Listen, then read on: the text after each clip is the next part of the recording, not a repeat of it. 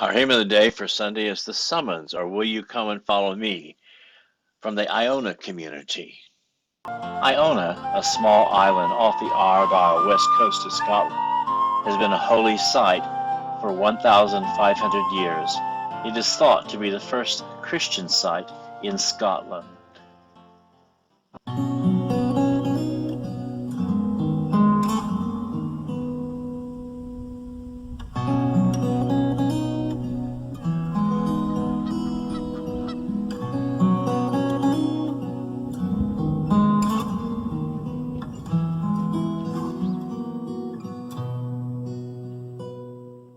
The ancient Celts described this as a thin place, a place where the veil between heaven and earth is lifted, and a place where mere mortals might catch a glimpse of the divine. Saint Columba established the Iona religious community in 563. Two students at the monastery school were Aidan and his friend, Prince Oswald.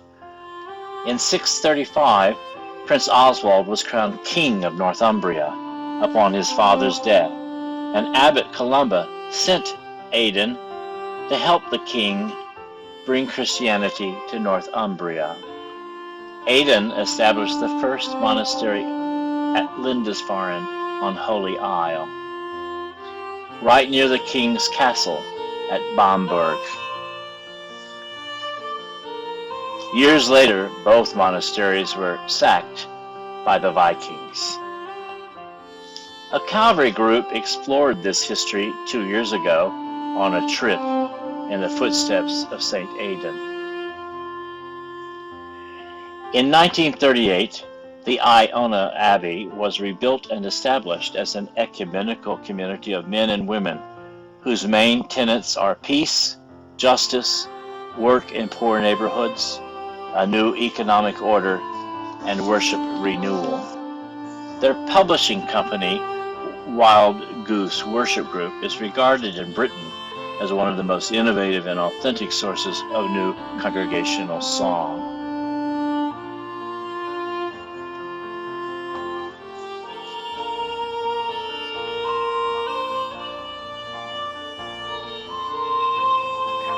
John Bell, our composer, was born in 1949 in Kilmarnock, Scotland. Kilmarnock is about 30 miles southwest of Glasgow and is most famous as the home of the Johnnie Walker Whiskey Distillery. Bell used the Scottish folk song Kelvin Grove as the melody for the summons. Through the Iona community, Bell has published collections of original hymns and songs aimed at worship renewal along a wide range of liturgical materials. We know him also at Calvary for Take, O Take Me As I Am, Goodness is Stronger Than Evil, and He Came Down That We May Have Love.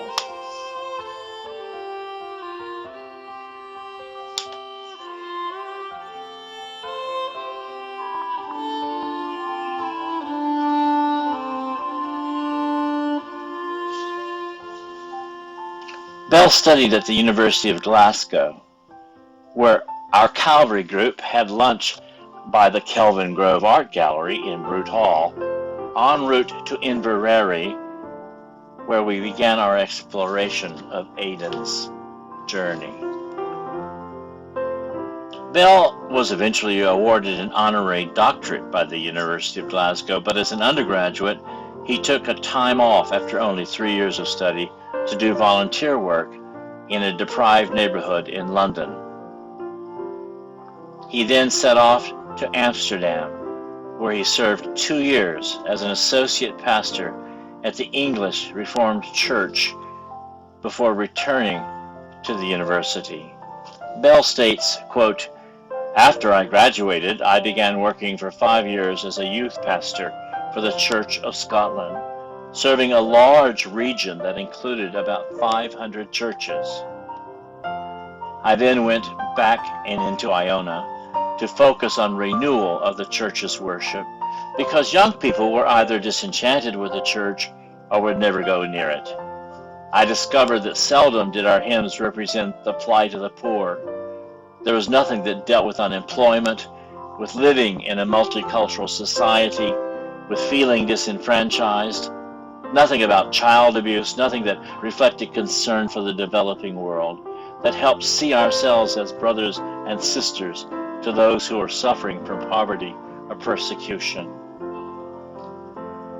I knew some new hymns were needed, but I didn't favor the current popularity of using choruses or popular choruses. That, to my mind, represents only a fraction of God and a fraction of human experience. He rejects the description of his music as global. Quote, "If I were to think of myself as some kind of global writer, then I would lose the spiritual plot of my life.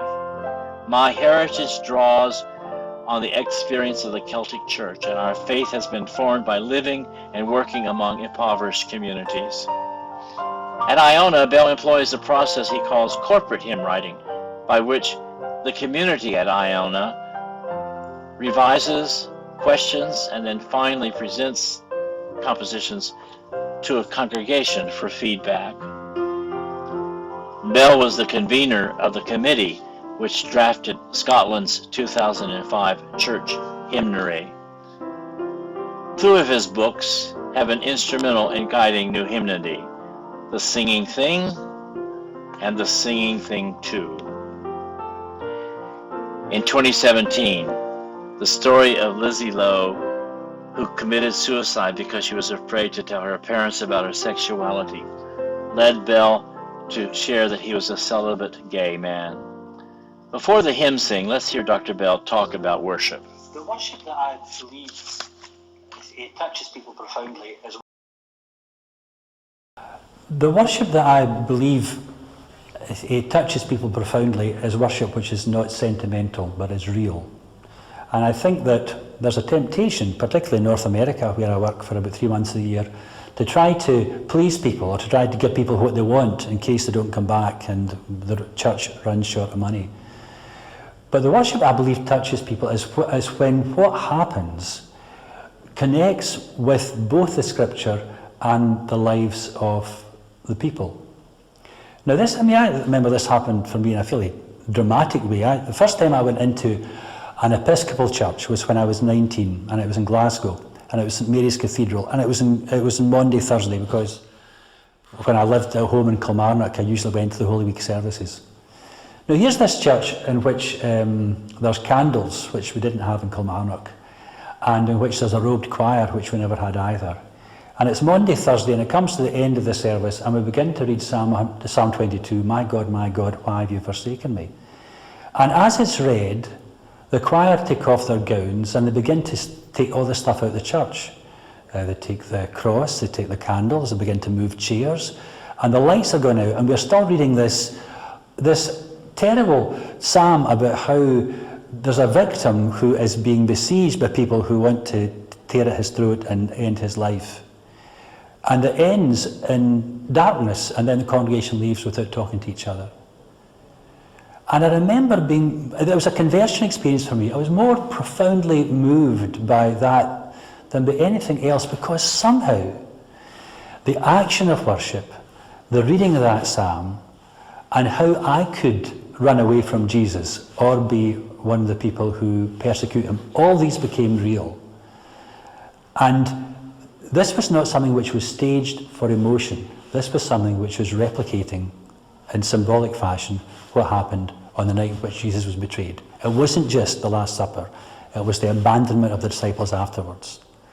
Now when we're able, and there's no, it's not as if there's some formula, but when we're able to connect the words of Scripture to the experience of human life, then people either enjoy or in regret will feel touched by God.